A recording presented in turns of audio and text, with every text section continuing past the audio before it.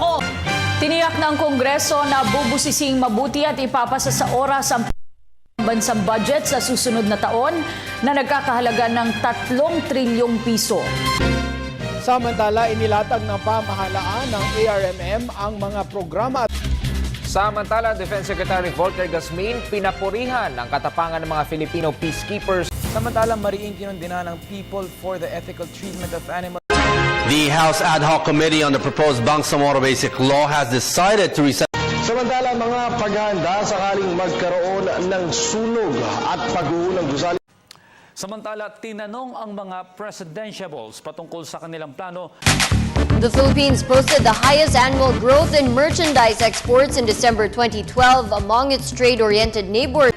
The party-list coalition of 42 congressmen rallied together in support of dismissing the... Samantala, patuloy naman ang paikipag-ugnayan ng Department of Foreign Affairs sa ating konsulado sa Shanghai, China.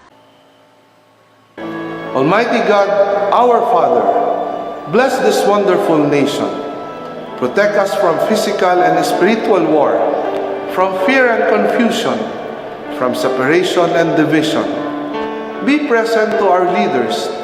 Give them wisdom and courage, affection and compassion, as they ponder decisions affecting peace of its people. Make us more deeply aware of our beginnings, remembering not only our rights, but also our duties and responsibilities as a citizen. Make this nation, the pearl of the Orient Seas, to be a great place again.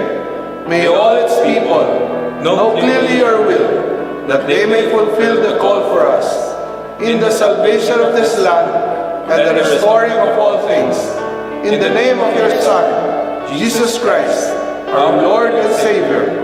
Amen. Kung nasa ng balita, ikaw at ang Liga ng Katotohanan, magkasama sa pagbabalitang walang kinikilingan. Walang pinoprotektahan, walang kasinungalingan, serbisyong totoo po lamang.